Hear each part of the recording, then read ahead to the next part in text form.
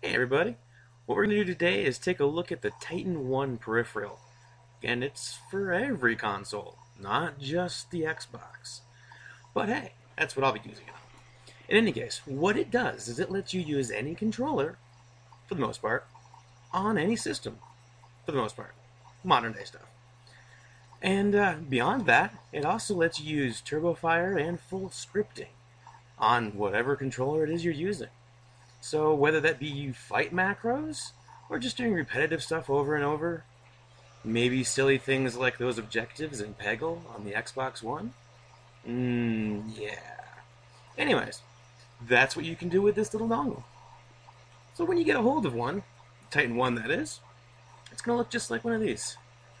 Relatively small, plugs right into your console. You're also going to get a cable, USB micro cable. Why? Because you need to plug it in. Doesn't do any good to you if you can't use it, right?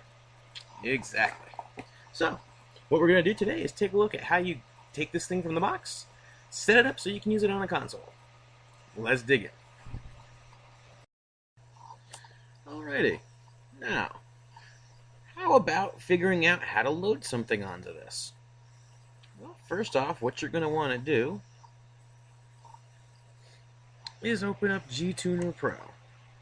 Depending on where you put it, it's either going to be on your desktop or it'll have a little icon on your start menu.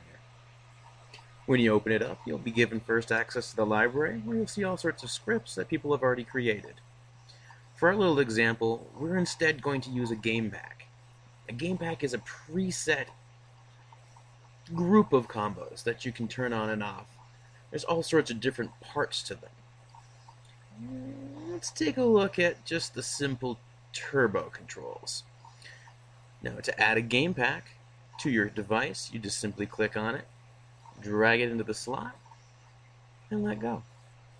Once it's in there, you choose to program device slots, click OK, and it goes and writes those combos to the device.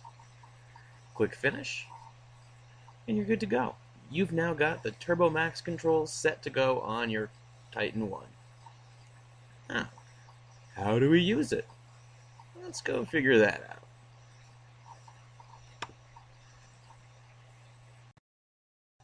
Alrighty, now let's go ahead and show you how to sync up your Titan 1 to a console. In this case, we're going to start off with the easiest one. We're going to sync our Titan 1 to an Xbox One. The simplest method to do it is to take your Titan 1, plug it into the USB port on the side of the console. You'll see that it's now flashing the letters AU. It's because it wants authentication. This works by thinking that it's a controller, mimicking the controller that you have it synced to. With an Xbox One, the easiest way to do it is to take your controller, plug it into the USB mini that came with it. For some reason you don't have that cable, you can probably use any regular USB mini. Not all of them transmit data. We've had a couple people report back saying that didn't work. But in any case, go ahead, plug your one controller right into the end of this. Actually goes in upside down, just to be different. And you'll see it switches from going AO to O.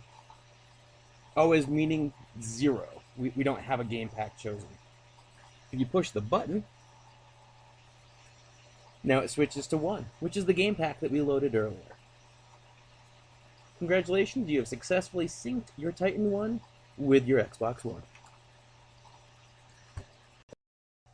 So in review, we've pretty much learned today that for $60, you can get yourself a USB dongle that mimics a turbo controller that would cost you a minimum of $60. Basically, it's mimicking a Viking. That's $200 and up to pick up one of those puppies.